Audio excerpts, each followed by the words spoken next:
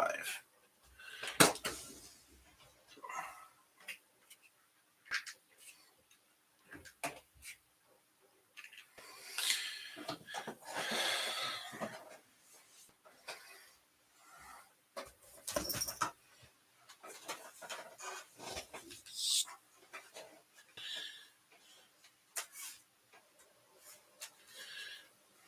Hi, Zombie Slave. Hi, Wolfman Raven. So, guys, welcome to the first story time in a while because, well, I was a useless bastard. Anyways, yes, Bailey. Hi, Stoner Brat. So, who remembers where we left off on Percy Jackson?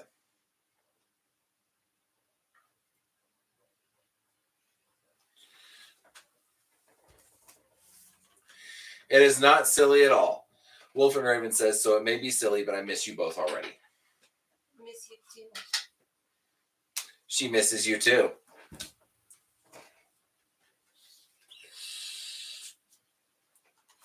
Okay.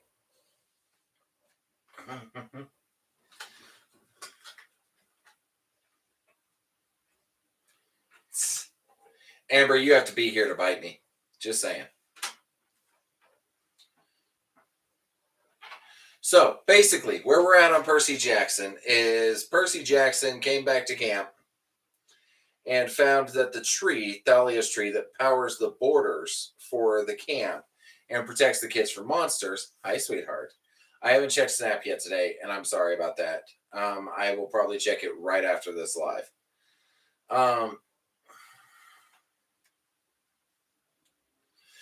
So he finds out that that tree has been poisoned. Now, there's a way to fix the tree. It's called the Golden Fleece.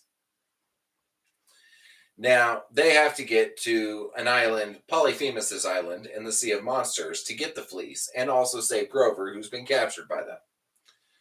So they go out, and a lot of weird shit has happened. They go out with his half-brother, hi, Moose. And Moose, again, you're another one that I know has messaged me on Snapchat, and I have yet to check it today, and I'm very sorry about that. I know, right? They're rather nice. Oh, I'm kind of proud of these. They're kind of an A cup, so I mean they're small, but I hear small boobs matter, so it's fine. Sissy went to the couch because she's going to play her game while she listens to story time.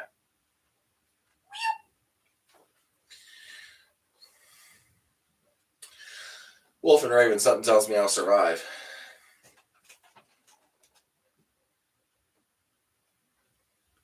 Well, you know there, Tuck, my name's not Billy Bob. In fact, if you're referring to Billy Bob Thornton, that guy's a fucking asshole.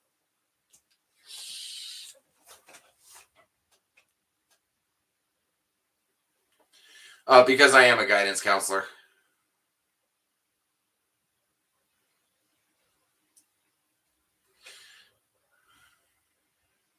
There you go, Bailey. Alyssa, every time I masturbate.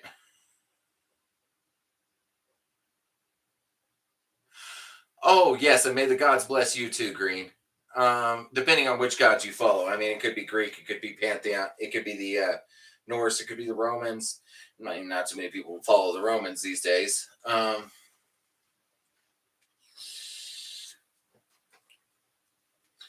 don't remember what game she's playing, Amber. I don't know, So, Alyssa asked me if I ever play with Dixie Normus.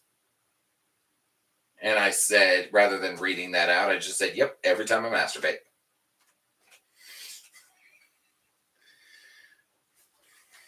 Anyways, so Percy, Annabeth, and his half-brother Tyson, who is a Cyclops, set sail, went through the Sea of Monsters, and made it to Polyphemus's island. However, on the way there, one of the ships they were on got blown up.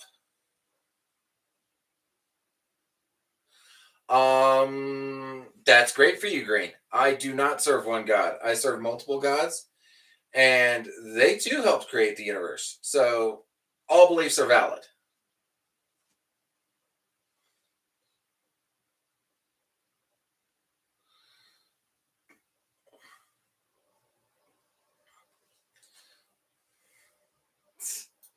Oh, a video of me masturbating, Amber? I will see what I can do.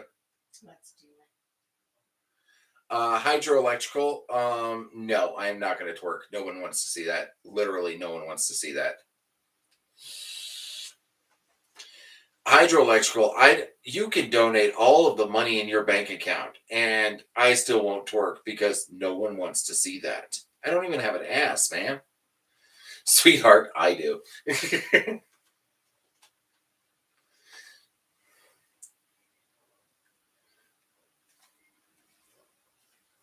Okay, Lumi, this live you can sneak into because it doesn't give me a feed of who's popping in, okay? And that's cheating. I tried. It came out green, sweetheart. So actually, the next time I dye my hair, I'm actually going to be going back to my natural hair color. Hi, Amber. And Amber, turns out Baby Dragon is agreeable to making a video of me masturbating for some odd reason. I have no idea why. My natural hair color is kind of a reddish brown, at least for the top of my head, and then the beard is red. But the beard is just never going to be dyed, so we're good.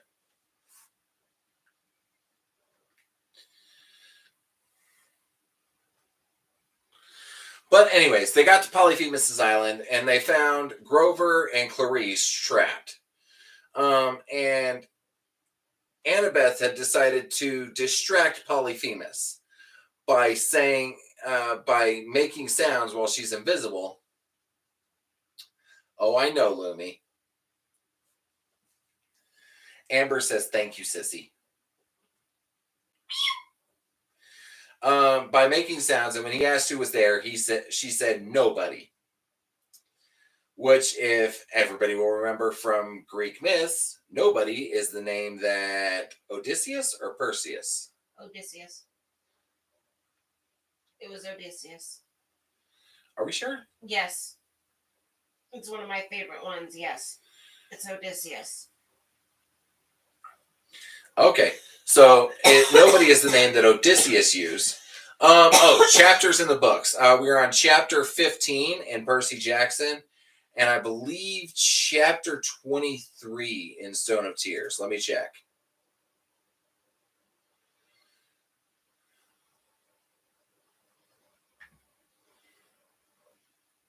Sorry, chapter 24 in Stone of Tears.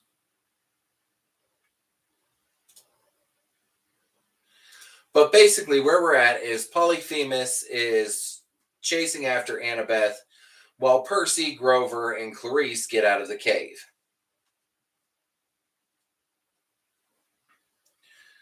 Hi, Inked Moose. Yeah, so Amber, you will get a video of me masturbating, which why you would want that, I have no idea. If anybody else would like to see that, I guess let me know. Hell. Is that something we're going to put on the spicy sites? Son of a bitch.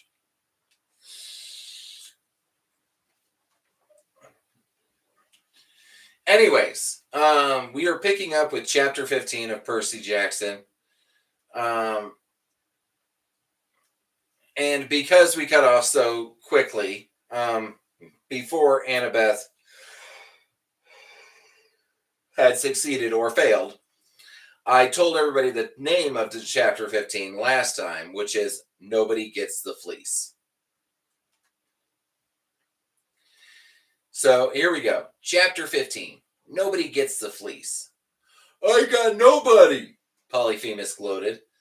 We crept to the cave entrance and saw the Cyclops grinning wickedly, holding up empty air. The monster shook his fist and a baseball cap fluttered to the ground. There was Annabeth, hanging upside down by her legs. Huh, the Cyclops said. Nasty invisible girl. Already got feisty one for wife. Means you gotta be roasted with mango chutney.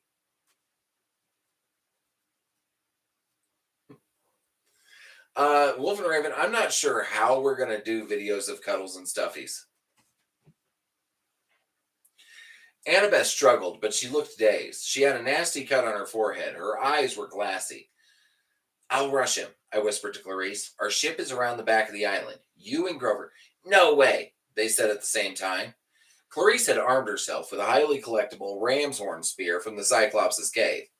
Grover had found a sheep's thigh bone, which he didn't look too happy about, but he was gripping it like a club, ready to attack. "We'll take him together," Clarice growled. "Yeah," Grover said. Then he blinked like he couldn't believe he just agreed with Clarice about something. "All right," I said. "Attack Plan Macedonia." They nodded. We'd all taken the same training courses at Camp Half-Blood. They knew what I was talking about. They would sneak around either side and attack the Cyclops from the flanks while I held his attention in the front.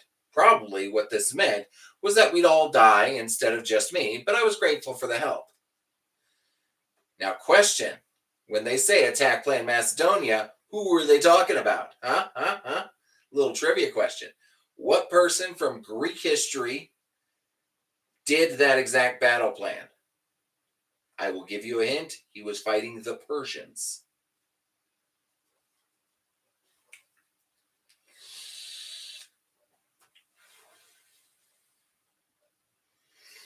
Not that that narrows it down, because pretty much every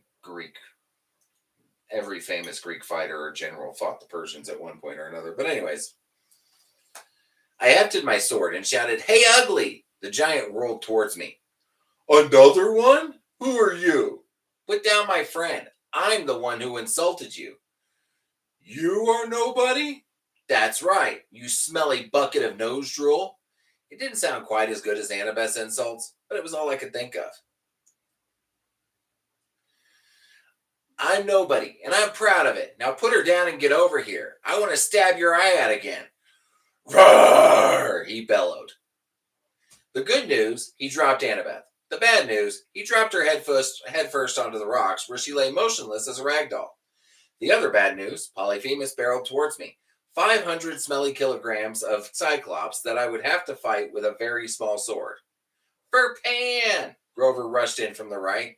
He threw his sheep bone, which bounced harmlessly off the monster's forehead. Clarice ran in from the left and set her spear against the ground just in time for the Cyclops to step on it. He wailed in pain, and Clarice dived out of the way to avoid getting trampled. But the Cyclops just plucked out the shaft like a large splinter and kept advancing on me. I moved in with Riptide.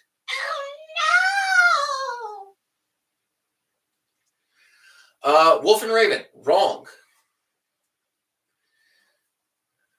Leonidas was not the one who did that move.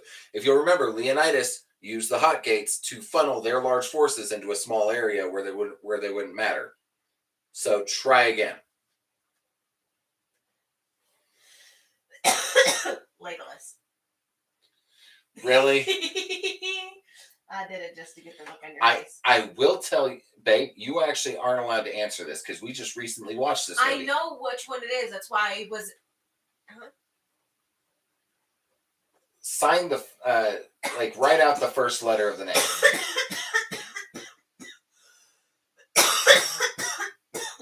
I'm dying first.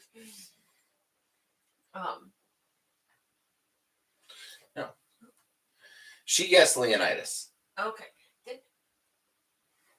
just do the same thing you did. Send me a text message. I can't. Oh, actually, I can. Hold on.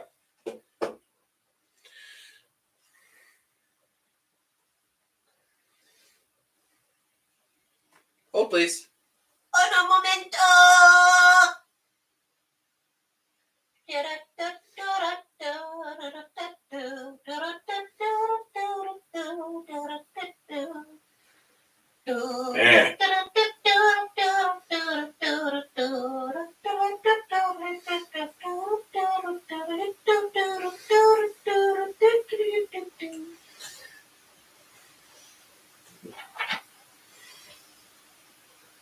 Oh my God! Really? Yeah. Jesus. Oh fuck. Apparently, Amber sent you a Snapchat question. Oh, BD's sound effects are legendary. But still, not Leonidas. Guess again. Let's see. I moved in with Riptide. The monster made a grab for me. I rolled aside and stabbed him in the thigh. I was hoping to see him disintegrate, but this monster was much too big and powerful. "Get Annabeth," I yelled at Grover. He rushed over, grabbed her invisibility cap, and picked her up while Clarice and I tried to keep Polyphemus distracted. I have to admit, Clarice was brave. She charged the Cyclops again and again. He pounded the ground, stomped at her, grabbed at her, but she was too quick.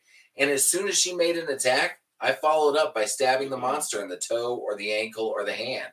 But we couldn't keep this up forever. Eventually, we would tire, or the monster would get in a lucky shot. It would only take one hit to kill us. Out of the corner of my eye, I saw Grover carrying Annabeth across the rope bridge. It wouldn't have been my first choice, given the man-eating sheep on the other side, but at the moment, that looked better than this side of the chasm, and it gave me an idea. Fall back, I told Clarice. She rolled away as the Cyclops fish smashed the olive tree beside her. We ran for the bridge, Polyphemus right behind us. He was cut up and hobbling from so many wounds, but all we'd done was slow him down and make him mad. Grind you into sheep chow, he promised. 1,000 curses on nobody. Faster, I told Clarice. We tore down the hill. The bridge was our only chance. Grover had just made it to the other side and was setting Annabeth down. We had to make it across, too, before the giant caught us. Grover, I yelled, get Annabeth's knife. His eyes widened when he saw the Cyclops behind us, but he nodded like he understood. As Clarice and I scrambled across the bridge, Grover began sawing at the ropes. The first strand went snap.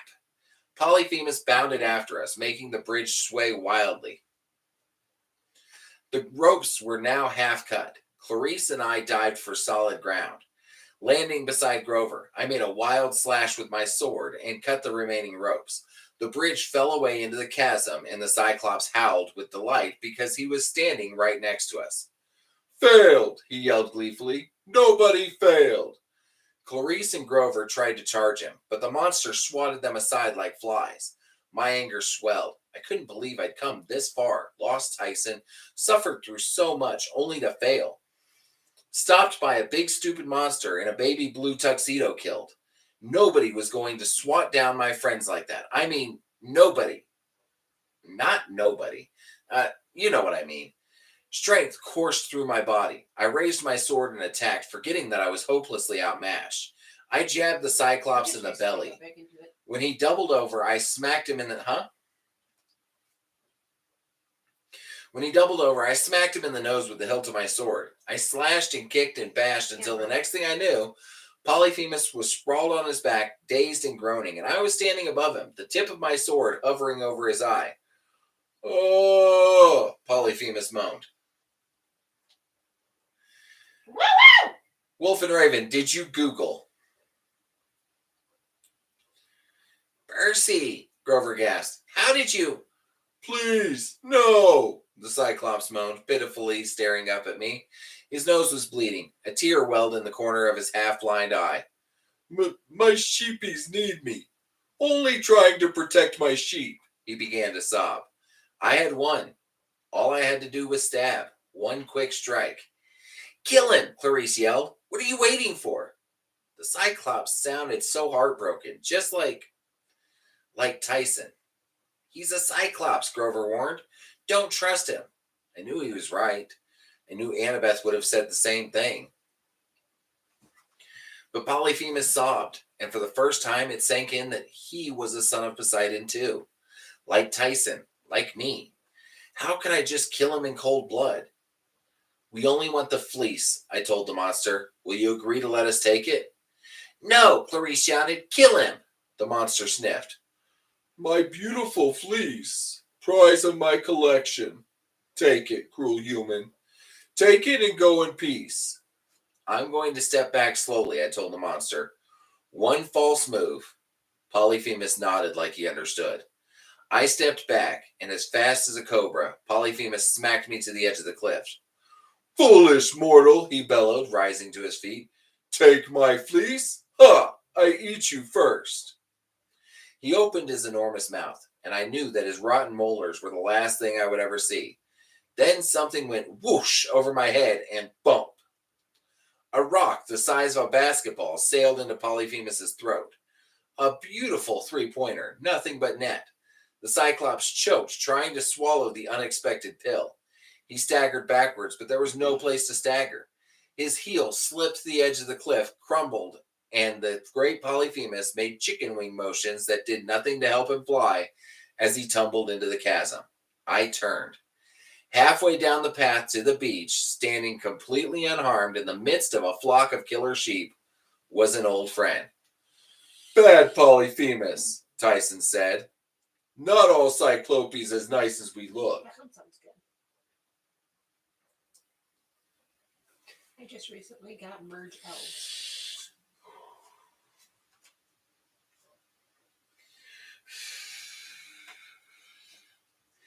Yes, it was Alexander in his decisive battle against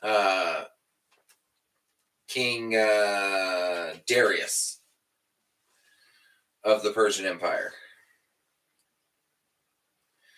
Tyson gave us the short version. Rainbow the hippocampus, who'd apparently been following us ever since the Long Island Sound, waiting for Tyson to play with him, had found Tyson sinking beneath the wreckage of the CSS Birmingham and pulled him to safety. He and Tyson had been searching the Sea of Monsters ever since, trying to find us. Until Tyson caught the scent of sheep and found this island. I wanted to hug the big oaf, except he was standing in the middle of killer sheep. "Tyson, thank the gods, Annabeth is hurt." "You thank the gods she is hurt?" he asked, puzzled. "No." I knelt beside Annabeth and was worried sick by what I saw. The gash on her forehead was worse than I'd realized. Her hairline was sticky with blood. Her skin was pale and clammy. Then an idea came to me. "Tyson, the fleece, can you get it for me?" "Which one?" Tyson said, looking around at the hundreds of sheep. Same here. "In the tree," I said. "The gold one." "Oh, pretty. Yes." Tyson lumbered over, careful not to step on the sheep. If any of us had tried to approach the fleece, we would have been eaten alive. But I guess Tyson smelled like Polyphemus because the flock didn't bother him at all. They just cuddled up to him and bleated affectionately, as though they expected to get sheep treats from the big wicker basket. Tyson reached up and lifted the fleece off its branch. Immediately, the leaves on the oak tree turned yellow. Tyson started wading back towards me, but I yelled, "No time! Throw it!" The gold ram skin sailed through the air like a glittering shag frisbee. I caught it with a grunt. It was heavier than I'd expected, about 30 kilograms of precious gold wool. I spread it over Annabeth, covering everything but her face, and prayed silently to all the gods I could think of, even the ones I didn't like. "Please, please." The color returned to her face. Her eyelids fluttered open.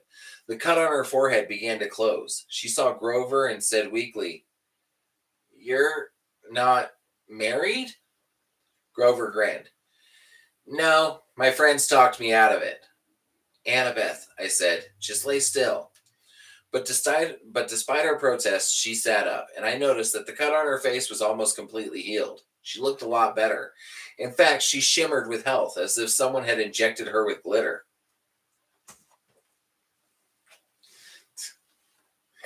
Meanwhile, Tyson was starting to have trouble with the sheep. "Down," he told them as they tried to climb him, looking for food. A few were sniffing in our direction. "No, sheepies, this way, come here."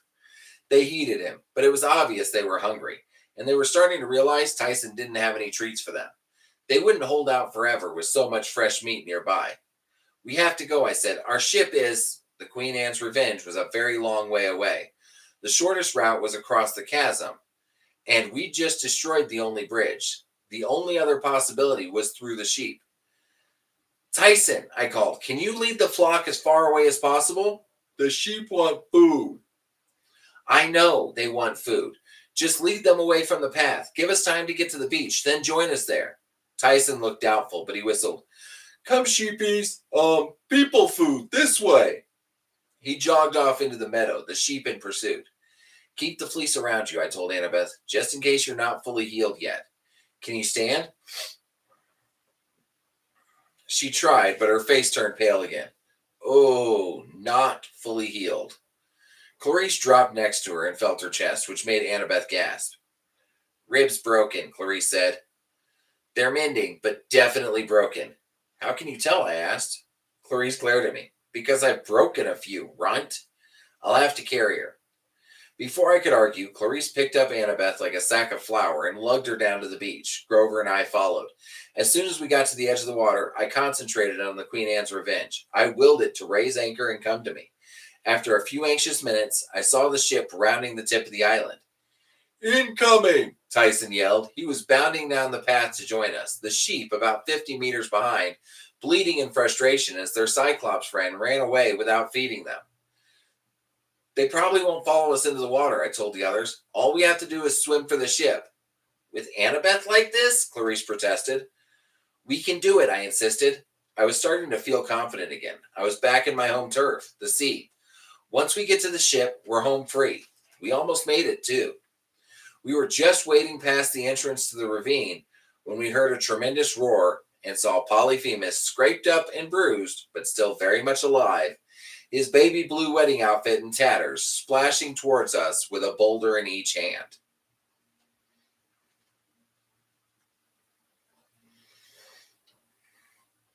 No, Bailey. Wolf and Raven, if you want to buff up on Roman history, History of Rome podcast by Mike Duncan. So awesome.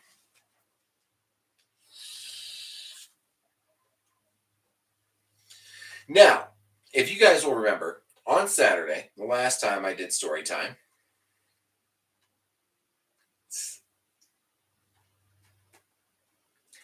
I promised 2 chapters from each book. So, chapter 16, I go down with the ship. "You'd think he'd run out of rocks," I muttered. "Swim for it," Grover said. He and Clarice plunged into the surf. Annabeth hung onto Clarice's neck and tried to paddle with one hand, the wet fleece weighing her down, but the monster's attention wasn't on the fleece. "You young Cyclops," Polyphemus roared. "Traitor to your kind." Tyson froze. "Don't listen to him," I pleaded. "Come on." I pulled Tyson's arm, but I might as well have been pulling a mountain. He turned and faced the older Cyclops. "I am not a traitor." "You serve mortals," Polyphemus shouted. "Thieving humans." Polyphemus threw his first boulder. Tyson swatted it aside with his fist. "Not a traitor," Tyson said, "and you are not my kind." "Death or victory!" Polyphemus charged into the surf, but his foot was still wounded. He immediately stumbled and fell on his face. That would have been funny, except he started to get up again, spitting salt water and growling. "Percy," Clarice yelled, "come on." They were almost to the ship with the fleece. If I could just keep the monster distracted a little longer. "Go," Tyson told me. "I will hold Big Ugly." "No, he'll kill you." I'd already lost Tyson once. I wasn't going to lose him again. "We'll fight him together." "Together," Tyson agreed. I drew my sword. Polyphemus advanced carefully, limping worse than ever, but there was nothing wrong with his throwing arm. He chucked his second boulder. I dived to one side, but I still would have been squashed if Tyson's fist hadn't blasted the rock to rubble. I willed the sea to rise. A 6-meter wave surged up, lifting me on its crest. I rode towards the Cyclops and kicked him in the eye, leaping over his head as the water blasted him onto the beach.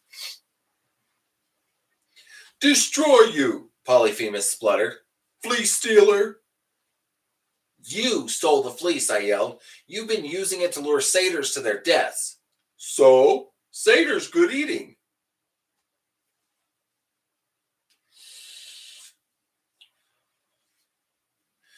"The fleece should be used to heal. It belongs to the children of the gods."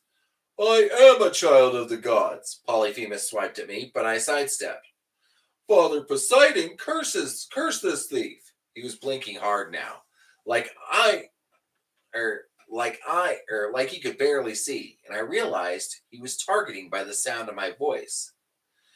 "Poseidon won't curse me," I said, backing up as the Cyclops grabbed air. "I'm his son too. He won't play favorites." Polyphemus roared. He ripped an olive tree out of the side of the cliff and smashed it where I'd been standing a moment before. "Humans not the same. Nasty, tricky, lying." Grover was helping Annabeth aboard the ship. Clarice was waving frantically at me, telling me to come on.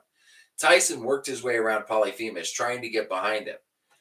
"Young one," the older Cyclops called. "Where are you? Help me." Tyson stopped. You weren't raised right," Polyphemus wailed, shaking his olive tree club. "Poor orphan brother, help me." No one moved. No sound but the ocean and my own heartbeat. Then Tyson stepped forward, raising his hands defensively. Don't fight, Cyclops brother. Put down the... Polyphemus spun towards his voice. Tyson, I shouted. The tree struck him with such force it would have flattened me into a Percy pizza with extra olives. Tyson flew backwards, plowing a trench in the sand. Polyphemus charged after him, but I shouted, no, and lunged as far as I could with Riptide. I'd hoped to sting Polyphemus in the back of the thigh, but I managed to leap a little bit higher. Blah! Polyphemus bleated just like his sheep and swung at me with his tree. I dived, but still got raked across the back by a dozen jagged branches. I was bleeding and bruised and exhausted. The guinea pig inside me wanted to bolt, but I swallowed down my fear. Percy Jackson and the Sea of Monsters, Chapter 16, Lovely Life, or Love Life. Let's see here.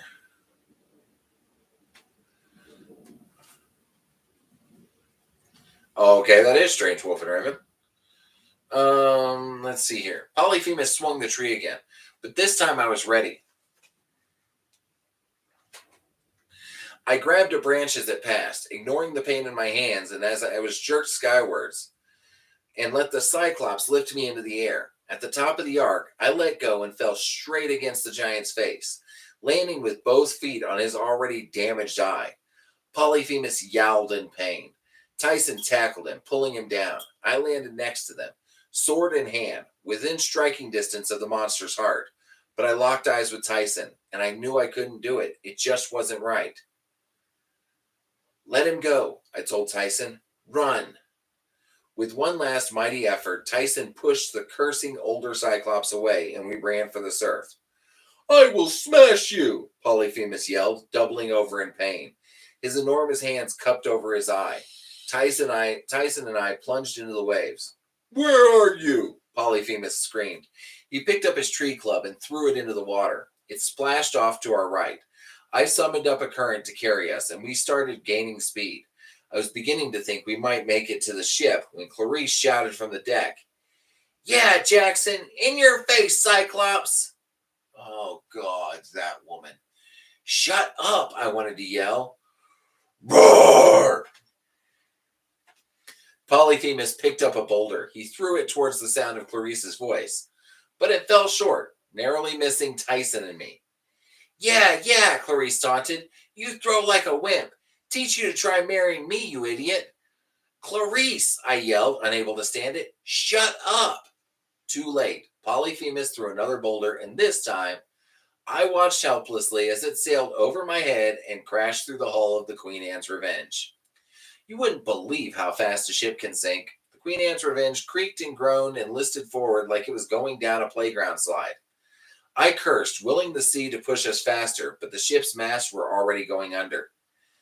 Dive, I told Tyson, and as another rock sailed over our heads, we plunged underwater. My friends were sinking fast, trying to swim, without luck, in the bubbly trail of the ship's wreckage. Not many people realize that when a ship goes down, it acts like a sinkhole, pulling down everything around it. Not true. Shut up. Clarice was a strong swimmer, but even she wasn't making any progress. Grover frantically kicked with his hooves. Annabeth was hanging on to the fleece, which flashed in the water like a wave of new pennies. I swam towards them, knowing that I might not have the strength to pull my friends out. Worse, pieces of timber were swirling around them. None of my power with water would help if I got whacked on the head by a beam. We need help, I thought. Yes, Tyson's voice, loud and clear in my head. I looked over at him, startled. I'd heard Nereids and other water spirits speak to me underwater before, but it never occurred to me. Tyson was the son of Poseidon. We could communicate with each other. Rainbow, Tyson said. I nodded, then closed my eyes and concentrated, adding my voice to Tyson's. Rainbow, we need you. Immediately, shapes shimmered in the darkness below. 3 horses with fishtails galloping upwards faster than dolphins. Rainbow and his friends glanced in our direction and seemed to read our thoughts. They whisked into the wreckage, and a moment later burst upwards in a cloud of bubbles. Grover, Annabeth, and Clarice, each clinging to the neck of a hippocampus. Rainbow, the largest, had Clarice. He raced over to us and allowed Tyson to grab a hold of his mane. His friend, who bore Annabeth, did the same for me. We broke the surface of the water and raced away from Polyphemus's island. Behind us, I could hear the Cyclops roaring in triumph. I did it! I finally sank nobody! I hoped he never found out he was wrong. We skimmed across the ski as the island shrank to a dot and then disappeared. Did it? Did it? Annabeth muttered in exhaustion. She slumped against the neck of the hippocampus and instantly fell asleep. I didn't know how far the hippocampi could take us. I didn't know where we were going. I just propped up Annabeth so she wouldn't fall off, covered her in the golden fleece that we'd been through so much to get, and said a silent prayer of thanks, which reminded me I still owed the gods a debt. You're a genius, I told Annabeth quietly. Then I put my head against the fleece, and before I knew it, I was asleep too. He did tell her that she was a genius. He just waited till she was asleep. Not that I would ever do such a thing. You have, you dick wad. I have not told you you were a genius while you were asleep. No, you just told me I was right in my sleep. Actually, come to think of it, the first time I told you that I loved you, you were asleep. Yes, I know. See? See, Bailey believes me. I don't fucking believe you. That's as far as I can throw you. Okay, guys, we are going into the spicy story. Well, not really spicy. It doesn't really have any sex at this point. Just has a lot of violence. Mm-hmm.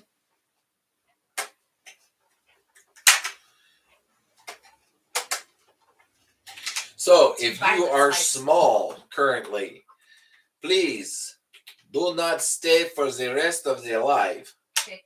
Call it violent spice. Violent spice, really? It's a little violent spice.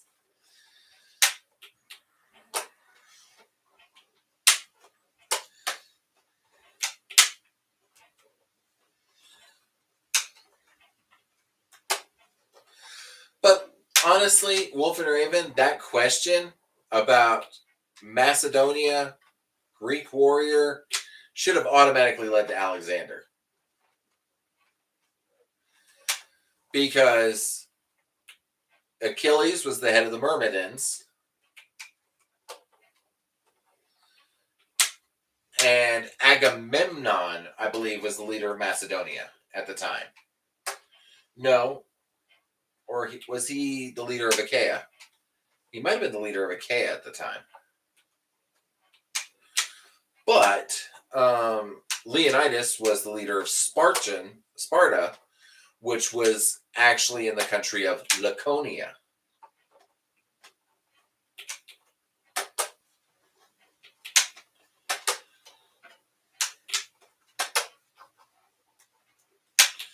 Bailey, take the meds.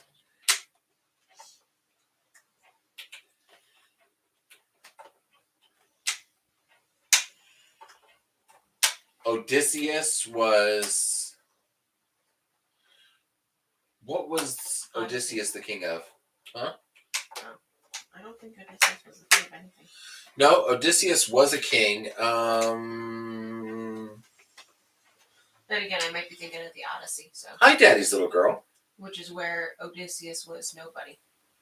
Yeah, no, and that is the same Odysseus. But he was a king. What country was Odysseus king of? Here's what I found from Ithaca. He was the king of Ithaca. I know, little Versar. Nice, Daddy's little girl. I'm fixing to start Stone of Tears. You already missed Percy Jackson.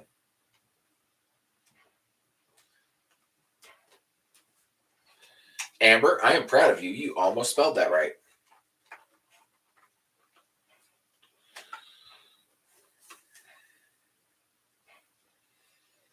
It's an A instead of the I.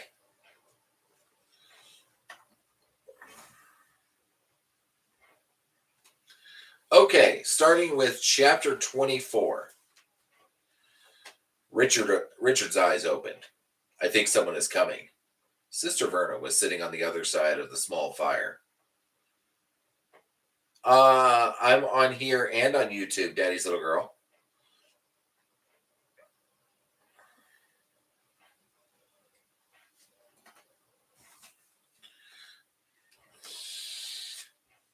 Yeah. Sister Verna was sitting on the other side of the small fire, writing in the little book she kept tucked behind her belt. She looked up from under her eyebrows. You have touched your Han? Yes? No, he admitted. His legs ached. He must have been sitting without moving for at least an hour. But I'm telling you, I think someone is coming. They did this every night, and it was no different this time. He would sit and picture the sword on a blank background and try to reach that place within himself that she said was there, but he could not find. While she watched him, or wrote in her little book, or touched her own hand, he had not visualized the sword on a black square with a white border since the first night. He had no desire to chance revisiting that nightmare.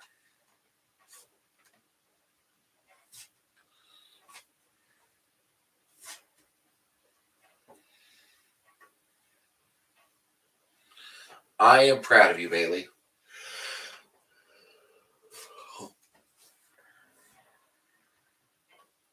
Yes, I'm starting to get back into the habit of reading those, Daddy's little girl. But here's the thing: the reason why I go live on YouTube is as soon as I'm done, YouTube uploads it to my page.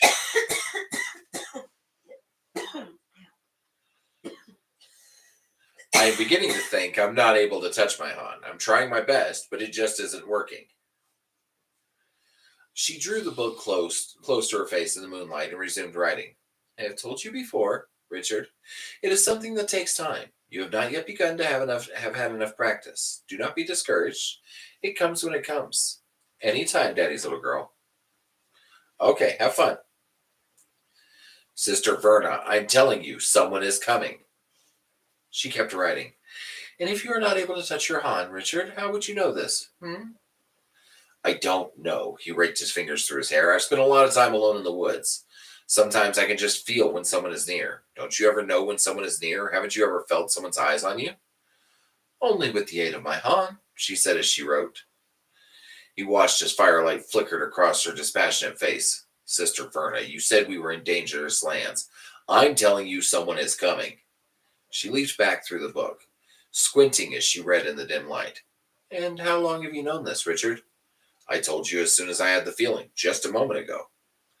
She lowered the book to her lap and looked up. But you say you did not touch your Han. You felt nothing within yourself? You felt no power, saw no light? Did not sense the Creator? Her eyes narrowed. You had better not be lying to me, Richard. You had better never lie to me about touching your Han, penis. Sister Verna, you're not listening. Someone is coming. She closed the book.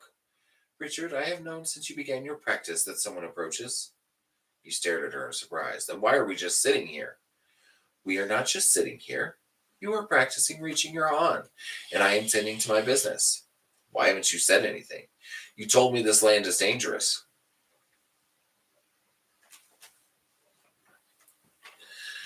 Sister Verna sighed and began tucking her book back behind her wide belt.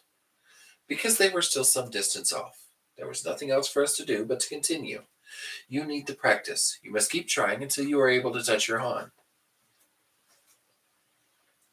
She shook her head with resignation. But I suppose you are too agitated now to continue.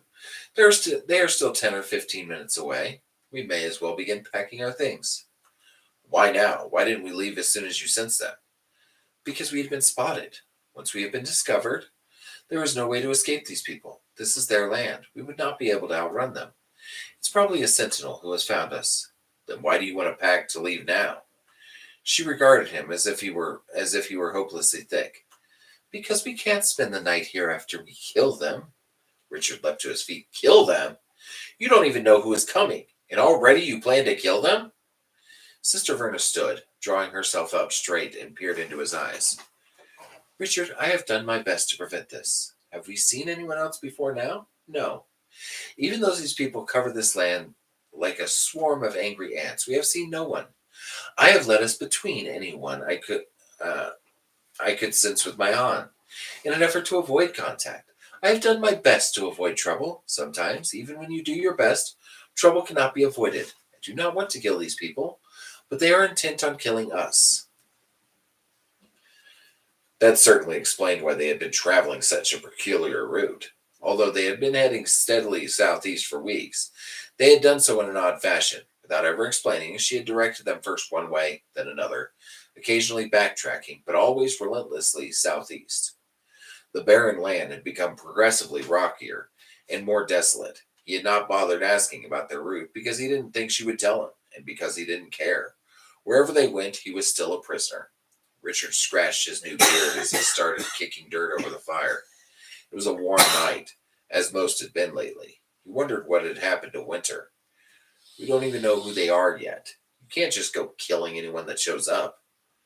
Richard, she clasped her hands together.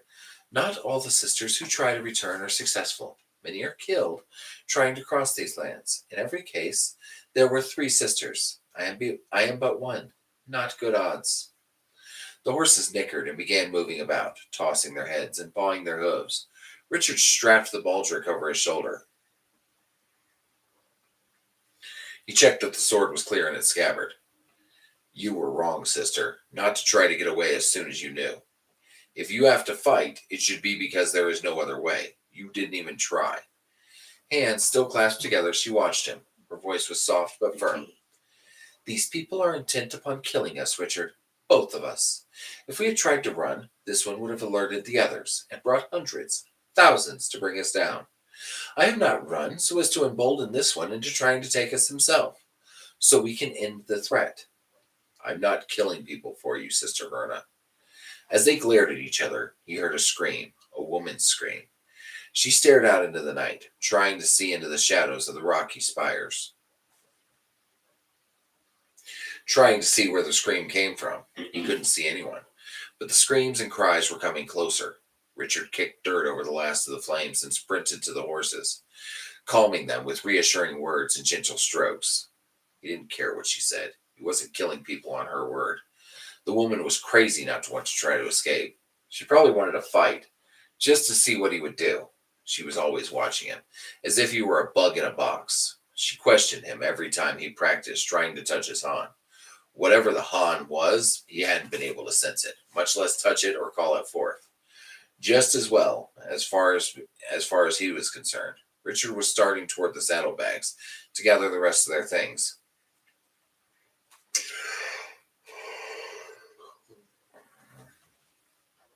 When a woman came running out of the night, cloak flying behind and crying in terror. She ran headlong into their camp. She let out a wail and dashed desperately for him. Please, she cried out. Please help me. Please don't let them get me. Her loose hair streamed behind as she ran. The naked fear on her face ran a shiver up Richard's spine. She stumbled as she reached him. Richard caught her frail form in his arms. Her dirty face was streaked with sweat and tears. Please, sir, she sobbed, looking up at him with dark eyes. Please don't let them get me. You don't know what those men will do to me. Richard's mind filled with the fright of remembering Kaelin being pursued by the quads.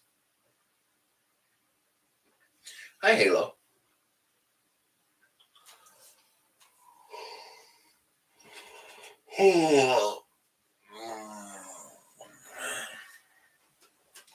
He remembered how terrified she had been of those men, and how she had spoken almost the same words. You don't know what those men will do to me. No one is going to get you. You are safe now. The woman's arms came out from under her cloak, slipping around him.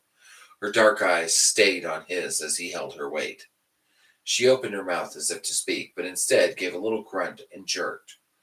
Light seemed to flash from within her eyes. She went slack and heavy in his arms. Richard looked up into Sister Verna's unwavering gaze as she yanked the silver knife from the woman's back. Richard felt himself letting the dead weight slip to the ground. The woman slumped fluidly and rolled onto her back. The night air rang with the sound of steel as Richard drew the sword. What's the matter with you? He hissed. You've just murdered this woman. Sister Verna returned his glare in kind. I thought you said you held no foolish prohibitions against killing women.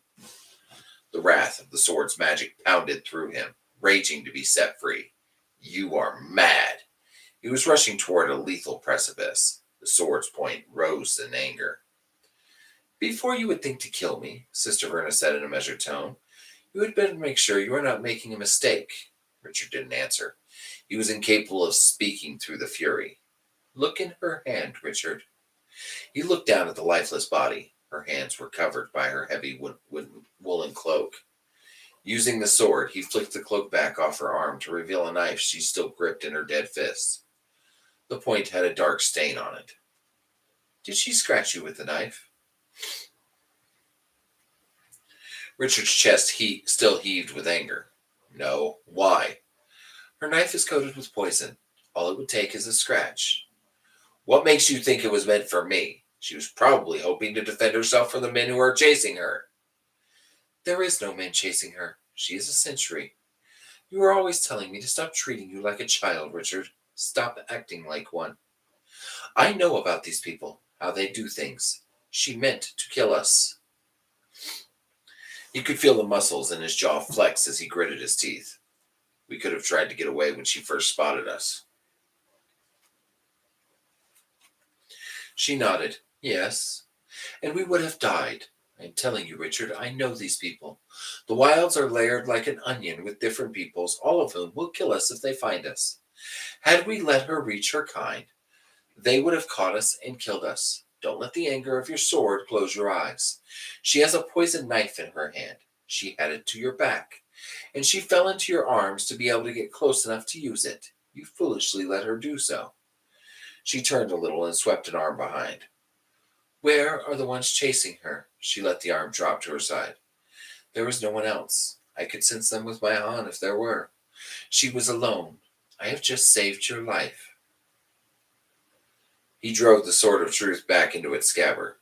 You have done me no great favor, Sister Verna. He didn't know what to believe. He knew only that he was sick of magic and weary of death. What is that knife you keep up your sleeve? What's the light in their eyes when you kill with it? It's called a dakra. I guessed it could be compared to the poison blade she was carrying. With the dakra, it's not the wound itself that kills. The dakra extinguishes the spark of life. Her eyes lowered. It's a painful thing to steal a life. Sometimes it is the only way. This tonight was the only way to save our lives, whether you choose to believe it or not. All I know, Sister Verna, is that you use it without hesitation, that you didn't even try anything else. He started to turn away. I'm going to bury her. Richard, she smoothed her skirt. I hope you understand, and that you don't misinterpret our actions. But when we reach the palace, we may have to take the sword of truth from you, for your own good. Why? How could that be for my own good? She clasped her hands together again. The prophecy that you have invoked, the one that says he is the bringer of death, and he shall so name himself, is a very dangerous prophecy. It goes on to say that the holder of the sword is able to call the dead forth, call the past into the present. What does that mean? We don't know. Prophecies, he muttered. Prophecies are just stupid riddles, sister. You invest too much concern in them. You admit that you don't understand them, yet try to follow them. Only a fool follows blindly what he doesn't understand. If it were true, I would call the dead forth and give this woman's life back to her. We know a lot more about them than you think. I believe it would be for the best if we took the sword, just for safekeeping, until we understand the prophecy better. Sister Verna, if someone took the dakra from you, would you still be a sister? Of course. The dakra is simply a tool to help us in our job. It doesn't make us who we are. He smiled a cold smile. It's the same with the sword. With or without it, I am still the seeker. I would be no less a danger to you. Taking it away from me will not save you. Her fist tightened. It is not the same. You are not taking the sword, he said flatly. You could never understand how much I hate this sword, hate its magic, and how much I wish to be rid of it. But it was given to me when I was named Seeker. It was given to me to be mine for as long as I wish to hold it. I am the Seeker, and I, not you or anyone else, will decide when I am to give it up. Her eyes narrowed. Named Seeker? You did not find the sword or purchase it. It was given by a wizard. You were named Seeker, a real seeker, by a wizard. I was. Who was this wizard? The one I told you of before, Zedicus Zulzerander. You met him just this once? When he gave you the sword? No, I have spent my whole life with him. He practically raised me. He is my grandfather. There was a long moment of dead silence. And he named you Seeker because he refused to teach you to control the gift, to be a wizard? Refused. When he realized I had the gift, he practically begged to teach me to be a wizard.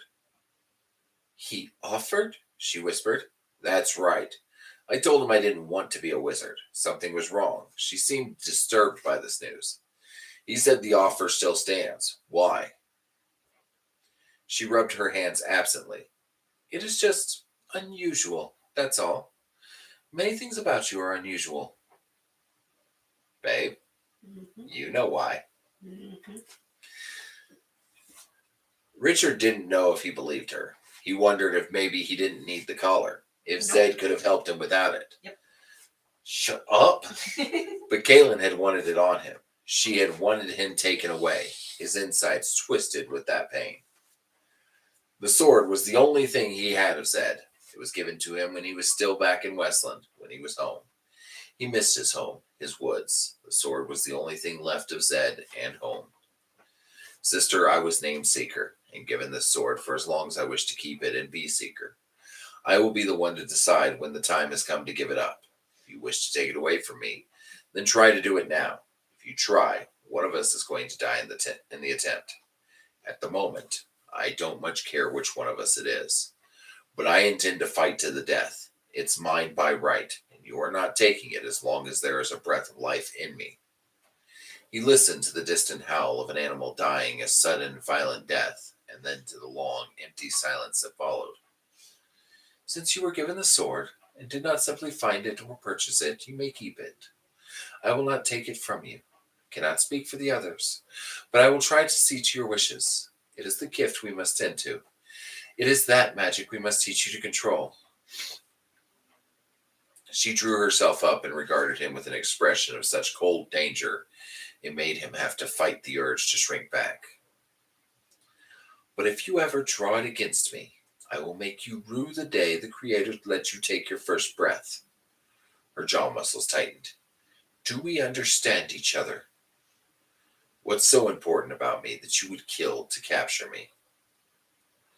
Her cold composure was more frightening than if she had yelled at him. Our job is to help those with the gift, because the gift is given by the Creator. We serve the Creator.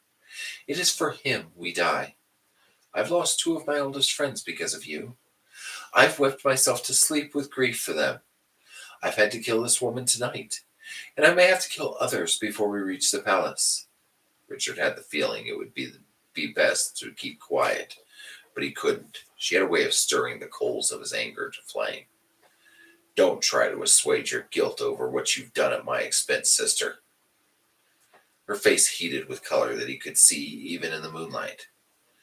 I've tried to be patient with you, Richard. I've given you leeway because you've been pulled from the only life you have known and been thrust into a situation you fear and don't understand. But my patience is near its end. I've tried my best not to see the lifeless bodies of my friends when I look into your eyes, or when you tell me I'm heartless. I've tried not to think about you being the one standing at their burial, not me, and about the things I would have said over their fresh graves. There are things going on that are beyond my understanding, beyond my expectations, beyond what I was led to believe. Were it up to me, I'm of a mind to grant you your wish and remove your Ranahan and let you die in madness and pain. But it's not up to me. It is the Creator's work I do. Although the hot coals of his temper had been doused, they hadn't been doused, they had cooled. Sister Berna, I'm sorry. He wished she would scream at him. That would be better than her calm anger, her quiet displeasure. You are angered. You are angered because you think I treat you as a child and not as a man. And yet you have given me no reason to do otherwise. Sweet, Wolf and Raven. I know where you stand in your abilities and where you have yet to travel. In that journey, you are no more than a babe who bawls to be turned loose in the world, yet cannot even walk. The collar you wear is capable of controlling you. It is also capable of giving you pain, great pain. Up until now, I have avoided using it, and have tried instead to encourage you in other ways to accept what must be done. But if I have to, I will use it. Creator knows I've tried everything else. We will soon be in a land much more dangerous than this. We will have to deal with the people there to get through. The sisters have arrangements with them to be allowed to pass. You will do as I tell you, as they tell you. You will do the things you are told, or there will be a great deal of trouble.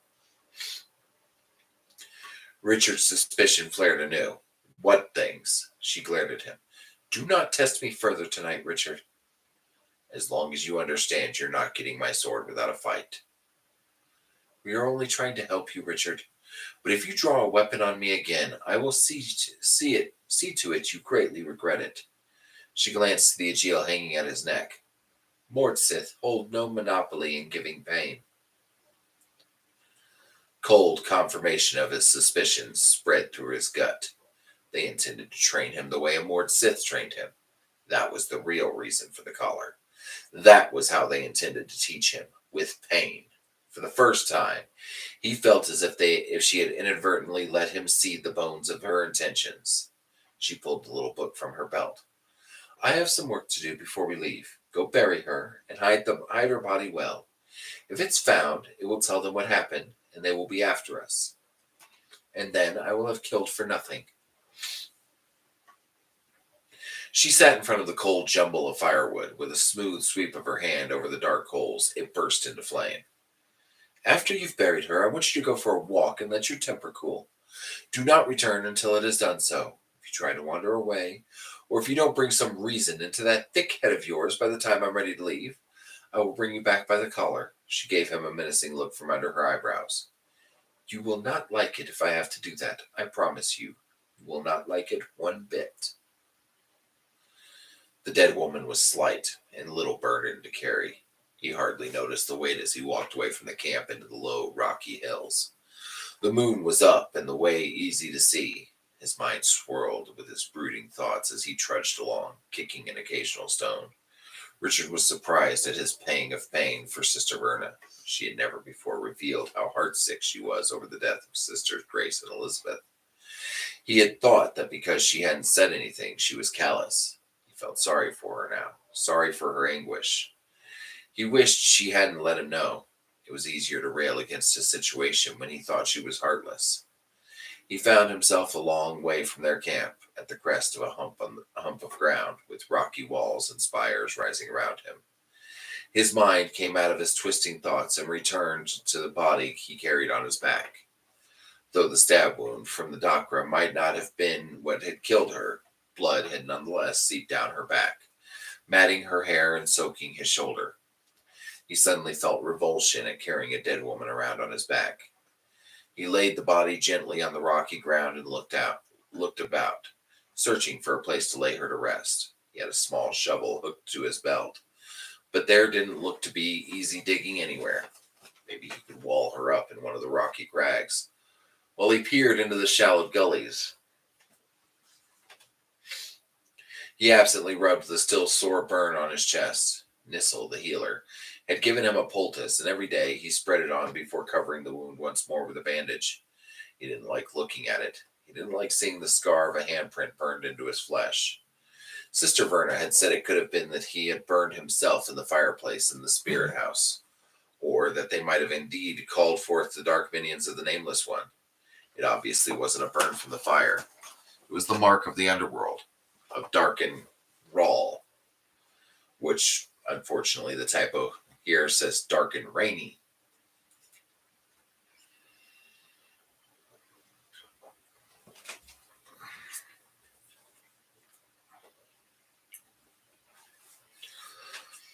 He was somehow ashamed of it and never let Sister Verna see it. The scar was a constant reminder of his father's true identity. It seemed an affront to George Cypher, the man he thought of as his father, the man who had raised him, trusted him, and taught him, given him his love, and whom he had loved in return. The mark was also a constant reminder of the monster he really was. The monster Caitlin had wanted collared and sent away. Richard swatted at a bug buzzing around his face. He looked down. They were buzzing around the dead woman, too. He went cold with a jolt of fright even before he felt the sting of a bite on his neck. Blood flies. He drew his sword in a rush as the huge dark shape lunged from behind the rock. The ringing sound of steel was drowned out by a roar. Wings spread wide. The guard dove for him. For an instant, he thought he saw a second, hunched in the shadows behind the first, but his attention was immediately seized by the immense thing descending on him, by the fierce, glowing green eyes locked on him. It was too big to be a long-tailed gar, and by the way it anticipated and avoided his first stab, too smart. It would have to be a short-tailed gar, he cursed silently. It was thinner than short-tailed gars he had seen before, probably the result of poor hunting in this desolate land. But thin or not, it was still huge, towering half again as tall as he.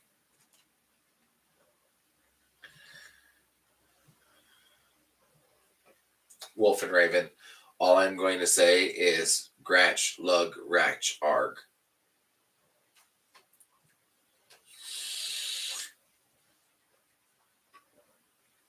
Richard stumbled and fell over the dead woman as he lurched back to escape the swipe of a massive claw. He came up swinging the sword in fury, letting the anger of the sword's magic surge through him. The tip of the sword sliced a gash across the smooth, taut, pink stomach. The gar howled in rage as it rushed him again, unexpectedly batting him to the ground with a leathery wing. Richard rolled to his feet, whirling the sword as he came up. The blade flashed in the moonlight, taking off a wingtip and a spray of blood that only enraged the gar into lunging toward him. Long, wet fangs ripped at the night air. Its eyes were ablaze with a furious green glow. The howling roar hurt his ears. Claws swept into each side of him. The magic pounded through him, demanding blood. Instead of dodging the advance, Richard ducked. He sprang up, driving the sword through the chest of the great fur-covered beast. He yanked the blade back with a twisting cut to the sound of a scream of mortal pain. Richard pulled the sword behind, prepared to take the hideous head off with a powerful stroke. But the guard didn't come at him. Claws clutched to the gushing wound at its chest. It teetered a moment and then toppled heavily onto its back, bones in its wings snapping as it fell on them. A keening wail came from the shadows. Richard retreated a few paces. A small, dark form darted across the ground to the vanquished monster, falling on top of it, little wings wrapped around the heaving chest. Richard stared in disbelief. It was a baby gar. The wounded beast lifted a shaking claw to clutch weakly at the whimpering form. It drew a gurgling breath that lifted the little gar, sprawled atop its chest. The arm dropped to the side. Faintly glowing green eyes drank in its little one, and then looked up at Richard with pleading pain. A froth of blood bubbled as it expelled its last rattling breath. The glow in its eyes waned, and then it was still. With plaintive cries, the little creature seized small fistfuls of fur. Little or not, Richard thought it is still a gar. He stepped close. He had to kill it. The rage pounded through him. He lifted the sword over his head. The little gar drew a trembling wing over its head as it shrank back. As frightened as it was, it would not leave its mother. It whimpered in anguish and fear. A terrified little face peered over the trembling wing. Wide, wet green eyes blinked up at him. Tears ran down the deep creases in its cheeks as it sobbed in distress with a purling wail. "Dear spirits," Richard whispered as he stood paralyzed. "I can't do this." The little gar quivered as it watched the sword's point sink to the ground. Richard turned his back and closed his eyes. He felt sick, both from the sword's magic, which inflicted upon him the pain of his vanquished foe, and from the dreadful prospect of what he had been ready to do. As he replaced the sword, he drew a deep breath to steady himself. Then lifted the dead woman over his shoulder and started off. He could hear the choking sobs of the little gar as it clung to its still mother. He couldn't kill it. He just couldn't. Besides, he told himself, the sword wouldn't allow it. The magic only worked against threat. It wouldn't allow him to kill the little gar. He knew it wouldn't. Of course, it would work if he turned the blade white, but he couldn't bear that pain. Hi, Lieutenant Kitten. He would not be. He would not subject himself to that agony, not for no more purpose than to kill a defenseless pup. He carried the dead woman's body toward the next rise as he listened to the whimpers grow faint, laying the body down again. He sat to catch his breath. He could just see the great beast in the moonlight, a dark blotch against the light-colored rock, and the small form atop it. He could hear the slow sounds of anguish and confusion. Richard sat a long time, watching, listening. Dear spirits, what have I done? The spirits, as usual, had nothing to say. Out of the corner of his eye, movement caught his attention. Two distant silhouettes passed in front of the big, bright moon. They banked in a slow turn and began to descend. Two gars. Richard came to his feet. Maybe they would see the baby and help it. He found himself cheering them on, and then realized how absurd it was to hope a gar would live. But he was beginning to feel an odd sympathy for monsters. Richard ducked down. The two gars overhead came close to him as they swept in a wide circle around the scene on the next hill. Their spiral tightened. The little gar fell silent. The dark shapes dove down, landing a ways apart with a flutter of wings. They moved cautiously around the dead gar, and its offspring. Wings held open. They suddenly leapt toward the silent baby gar. It broke its silence with a scream. There was a flurry of wings, vicious roars, and frightened shrieks. Richard stood. Many animals ate the young of another of their own kind, especially males, and especially if food was scarce. They weren't going to save it. They intended to eat it. Hi, Lieutenant Kitten. You doing okay, or are you just here? Before he realized what he was doing, Richard was racing down the hill. He ran heedless of the foolishness he intended. He pulled the sword free as he charged up the hill to the little gar. Its terrified wails urged him on. The savage snarls of its attackers ignited the wrath of the sword's magic. Steel first, he rushed into the fur and claws and wings. The two gars were bigger than the one he had killed, confirming his suspicion. Okay, Lieutenant Kitten. Confirming his suspicion that they were males. His blade caught only air as they leapt back, but one of them dropped the little gar. It skittered across the ground and clutched its mother's fur. The other two circled him, charging and darting and swiping with their claws. Richard swung and stabbed with the sword. One of them snatched at the baby. Richard scooped it away with his free arm and quickly retreated a dozen paces. They fell on the dead gar. With a cry, the baby stretched its arms towards its mother, its wings flapping against his face in an effort to free itself. In a frenzy, the two gars tore at the carcass. Richard made a calculated decision. As long as the dead gar was there, the pup wouldn't leave it. The pup would have a better chance at survival if it had nothing to hold it to this place. It squirmed mightily in his arm. Though fully half his size, at least it was lighter than he would have thought. He feigned a charge to hurry the two along. They snapped at him. Too hungry to be frightened off without a meal, they fought each other. Claws slashed and pulled, ripping the body asunder. Richard charged again as the little gar tore free, running ahead of him with a shriek. The two leapt into the air, each with half a prize. In a moment, they were gone. The little gar stood where its mother had been, keening as it watched the two disappear into the dark sky. Panting and weary, Richard returned his sword to its scabbard and then slumped down on a short ledge, trying to catch his breath. His head sunk into his hands as tears welled up. He must be losing his mind. What in the world was he doing? He was risking his life for nothing. No, not for nothing. He raised his head. The little gar was standing in the blood where its mother had been. Its trembling wings held out limply. Its shoulders slumped, and its tufted ears wilted. Big green eyes watched him. They stared at each other for a long moment. I'm sorry, little one, he whispered. It took a tentative step toward him. Tears ran down the gar's face. Tears ran down his. It took another small, shaky step. Richard held his arms out. It watched, and then, with a miserable wail, fell into them. It clutched its long, skinny arms to him. Warm wings wrapped around his shoulders. Richard hugged it tightly to himself, gently stroking its coarse fur.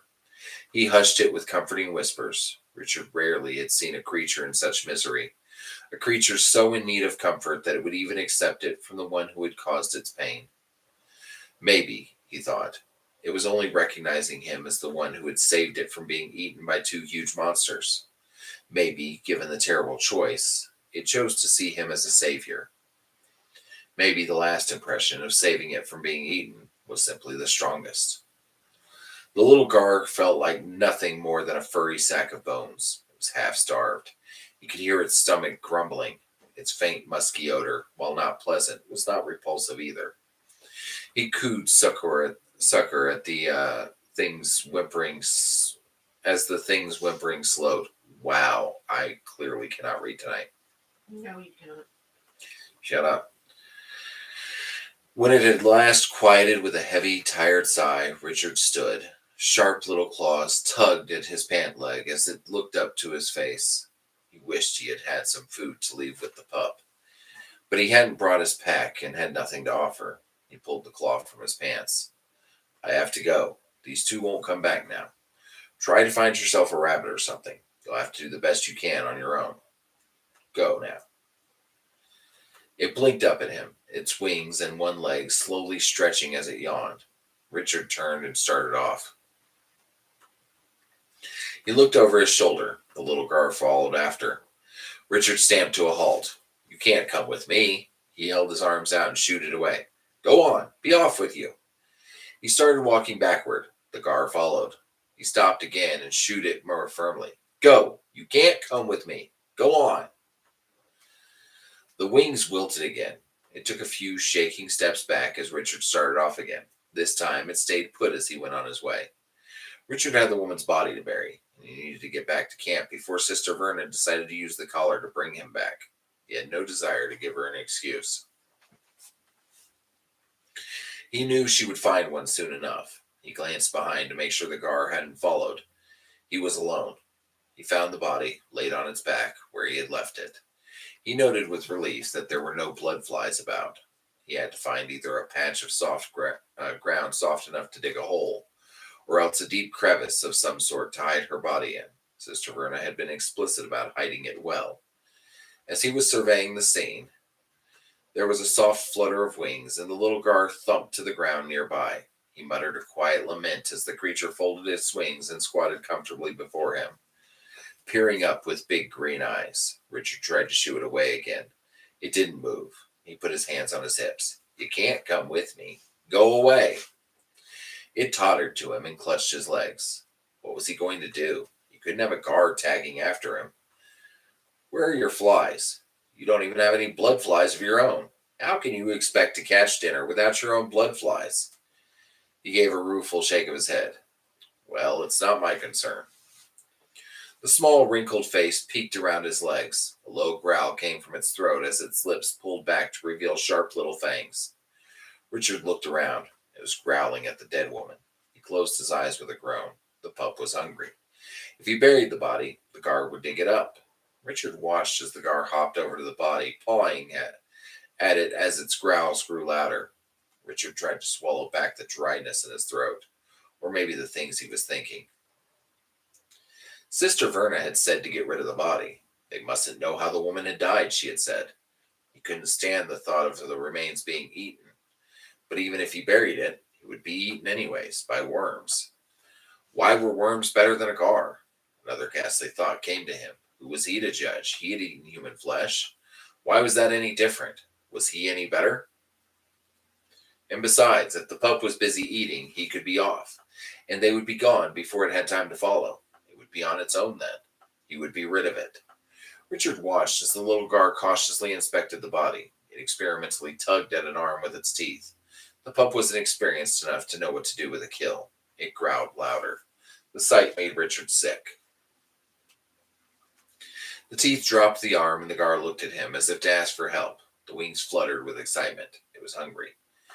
2 problems at once. What difference did it make? She was dead. Her spirit had departed her body and wouldn't miss it. It would solve 2 problems at once. Gritting his teeth at the task in mind, he drew the sword. Pushing back the hungry Gar with a leg, Richard took a mighty swing, slashing open a great rent. Little Gar pounced. Richard walked quickly away without looking back.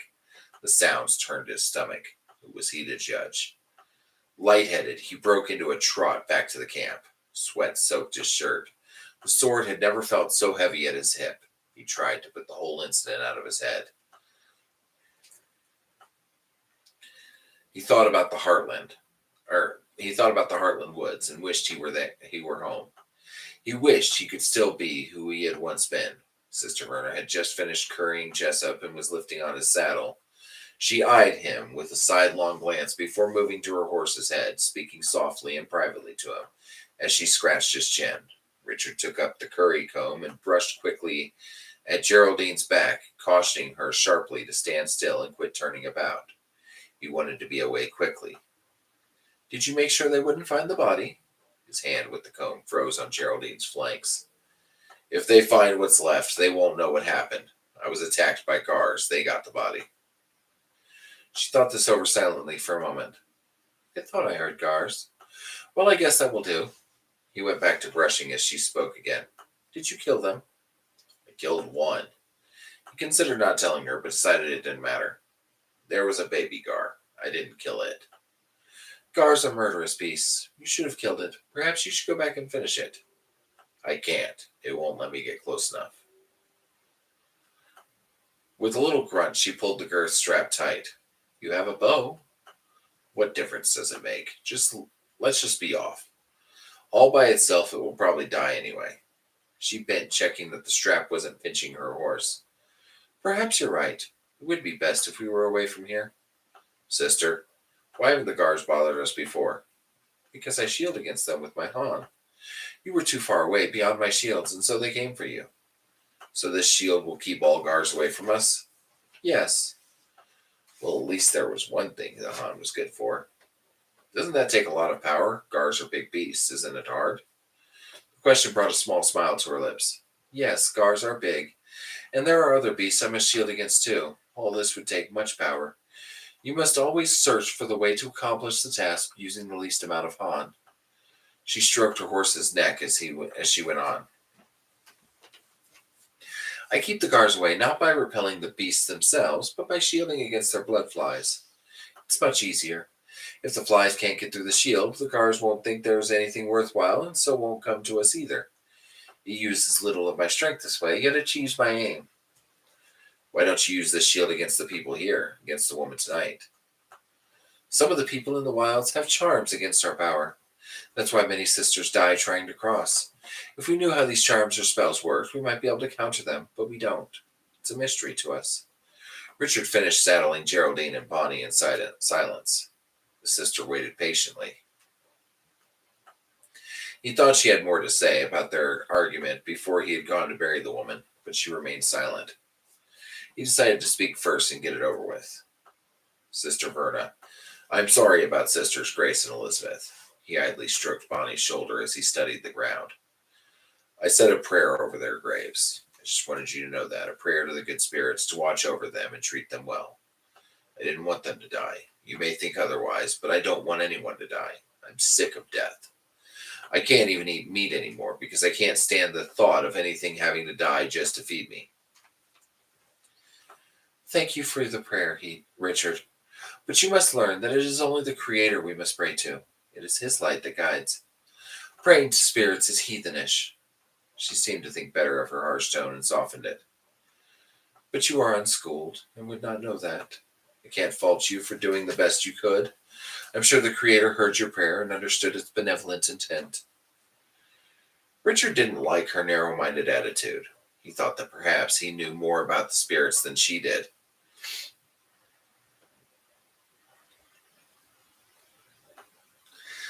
Probably Wolf and Raven.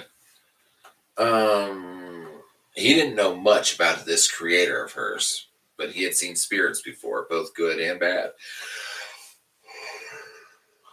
He knew you ignored them at your own peril.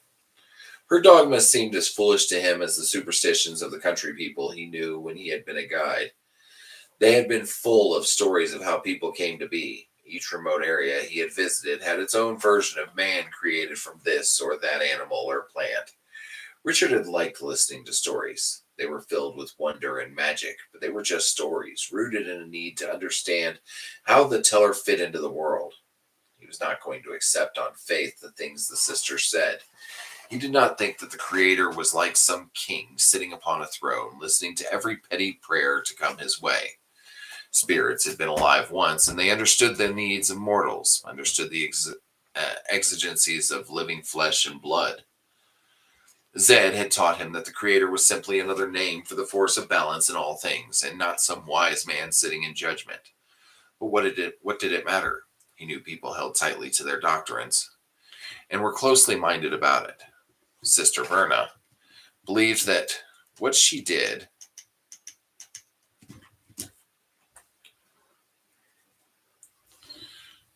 let's see here. Sister Verna believed what she did, and he wasn't going to change it. He had never faulted people for the beliefs they held. He was not about to start now. Such beliefs, true or not, could be a balm. He pulled the baldric off over his head and held the sword out to her. I've thought about the things you said before. I've decided I don't want the sword anymore. Her hands came up, and he laid the weight of the sword, scabbard, and baldric in them. She showed no emotion. Do you really mean this? He nodded. I do. I am finished with it. The sword is yours now. He turned to check his saddle. Even without the sword at his hip, he could still feel the tingle of its magic. He could give up the sword, but the magic was still within him. He was the true seeker, and could not be rid of that. At least he could not be rid of the blade, and at least he could be rid of the blade, and thereby the things he did with it. You are a very dangerous man, Richard, she whispered. He looked back over his shoulder. That's why I'm giving you the sword. I don't want it any longer. And you do, so it's yours. We'll see now how you like killing with it. He tucked the end of the girth strap through the buckle and drew it tight. He gave Bonnie a gentle pat before turning around. Sister Verna was still holding out the sword. Until now, I had no idea just how dangerous you are. Not anymore. You have the sword now. I cannot accept it, she whispered. It was my duty to take the sword from you when you came back, to test you. There was only one thing you could have done to prevent losing it, and you have done it. She lifted the sword to him. There is no man more dangerous than one who is unpredictable. There is no way to forecast what you will do when pushed. It is going to be great trouble for you, for us. Richard didn't know what she was talking about. There was nothing unpredictable about it. You wanted the sword, and I'm weary of the things I do with it. So I gave it to you. You understand because it is the way you think. Others don't think that way. You're an enigma. Worse, your inexplicable behavior comes at the times you need it most. That is the gift at work. You're using your Han without understanding what you are doing. That is dangerous. One reason for the collar is to open my mind to the gift. That's what you said. If I'm using the gift, which is what you want me to do, and if it is what I need, then I don't see how that is dangerous. What you need and what's right are not necessarily the same. Just because you want something, that does not make it right. She nodded to the sword. Take it back. I cannot accept it now. You must keep it. I told you I don't want it. Then throw it in the fire. I cannot take it. It's tainted. Richard snatched it out of her hands. I'm not throwing it in the fire. He put his head through the baldric and straightened the scabbard at his hip. I think you're too superstitious, sister. It's just a sword. It is not tainted. She was wrong. It was the magic that was tainted, and he had not offered that to her. Even if he wanted to be rid of its magic, all magic, he could not. It was part of him. Kaelin had seen that, and she had rid herself of it, of him. She turned from him and mounted Jessup. Her voice was cold and distant. We must be on our way. Richard settled into his saddle and followed after. He hoped the little gar would have a chance of life after the meal it had needed. He said a silent goodbye to it as he rode into the night behind Sister Verna. Though he had meant what he said about giving her the sword, he felt strangely relieved to have it back. It belonged with him and somehow made him whole. Zed had given it to him. It was what had changed him, but it was also all he had to remind him of his friend and home.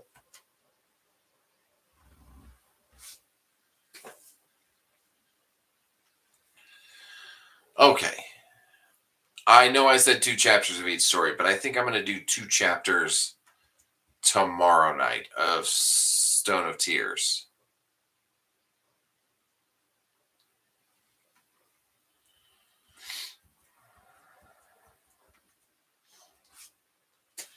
Because it is 9:41 and I have to be up at 6 a.m. so I can talk to you weird people. Wolf and Raven. No, so her brainwashing makes it hard for her to understand Richard at first. But you also have to remember, after a while, Richard actually, for lack of a better term, forces the brainwashing out of her head. And she starts to understand him.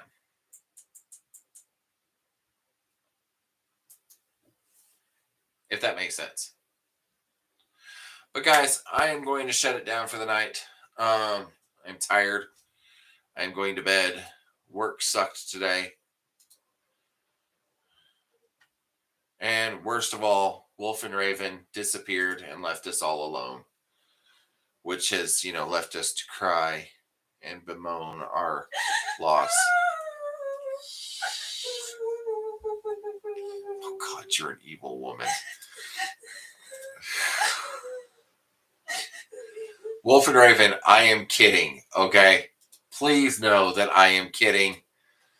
Oh, Jesus Christ.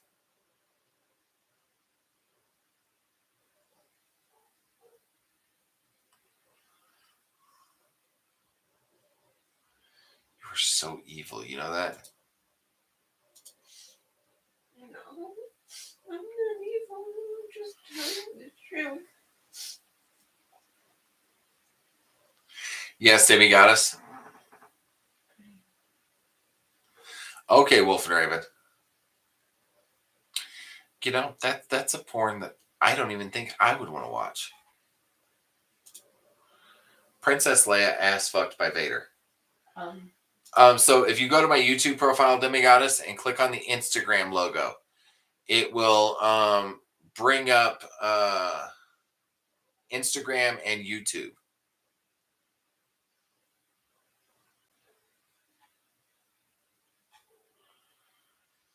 Because please tell me your mind goes exactly where my mind went. What? That's her father. Oh, yeah. Like, not stepdad, like legitimate father. No, my mind went right there too. I'm Okay. just trying to think about it.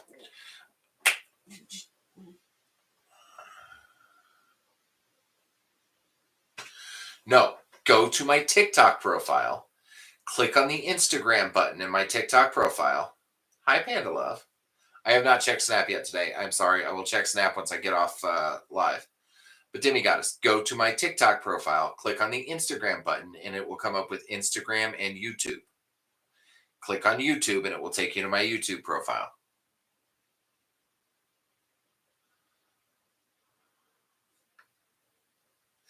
Yeah, Wolf and Raven. Let's not get into it. Yeah, it was download sites. It popped up on there.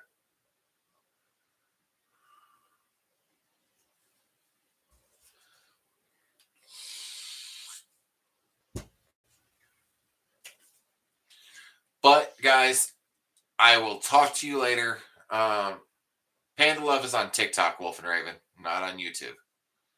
Wolf and Raven says hi, Panda Love. Demi Goddess, you are perfectly fine. But guys, I love you. I will talk to you later. Be safe, do your research. If you can't be good at it. Message me on TikTok if we're friends there. Message me on Instagram if we're not. For those of you on YouTube, just message me on Instagram because it's easier and faster. I will see you all in the morning-ish, sort of. And Who knows? Maybe I might actually get my live back on my main one of these days. Bye, guys.